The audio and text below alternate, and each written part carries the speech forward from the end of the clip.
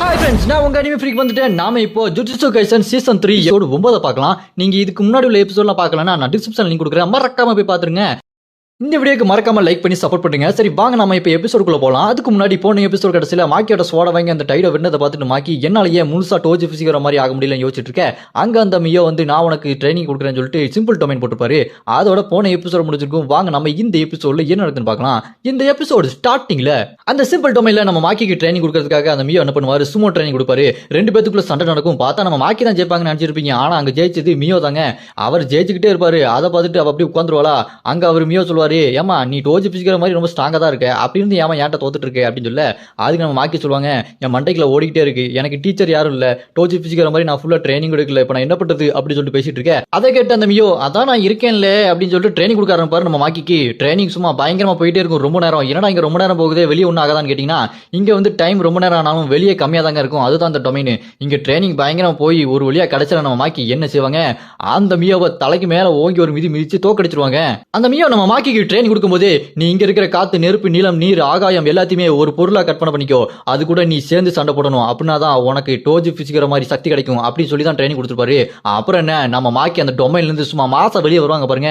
அதை வித்தியாசமான போஸ்ல பார்த்துட்டு இருப்பான் மியோ. கலக்கிட்ட மாக்கி, கமானியோ மாக்கி, எனக்கு ரொம்ப பெருமையா இருக்கு அப்படின்னு சொல்லிட்டு சந்தோஷப்பட்டு இருப்பான். அப்புறமா அந்த மியோ எந்திரிச்சு நிக்க, அங்க இருக்க டைடோ, என்னடா நீங்க ரெண்டு பேரும் க்ளோஸ் ஃப்ரெண்ட்ஸ் ஆயிட்டீங்களா அப்படின்னு சொல்ல, அதை கேட்டு அந்த மியோ, கழுத்து பையில என்னையா பேசிட்டு இருக்க, நான் அவளோட குரு டீச்சர், இப்ப நான் எப்படி சொல்லி கொடுத்துருக்கேன்னு கொஞ்சம் கவனி அப்படின்னு சொல்ல, இந்த பக்கம் நம்ம மாக்கி வெறி கொண்டு அந்த நவாயை அடிக்கலாம்னு சொல்லிட்டு வேகமா ஓடிட்டு இருப்பாங்க பாருங்க.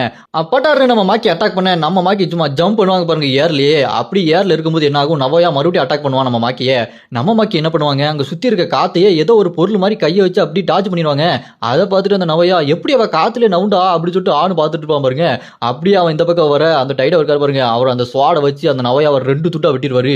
அவனை ரெண்டு துண்டா வெட்டினதுக்கு அப்புறம் நம்ம மாக்கி பறந்து வந்து ஒரு கிக்கு விடுவாங்க பாருங்க. அந்த ரெண்டு துண்டு தனித்தனியா போய் விழுந்துரும். தனித்தனியா விழுந்ததுக்கு அப்புறம் முட்டைக்குள்ள இருந்து வர கோழி குஞ்சு மாதிரி எந்திரிச்சு வருவான் அந்த நவையாச்சினின்னு.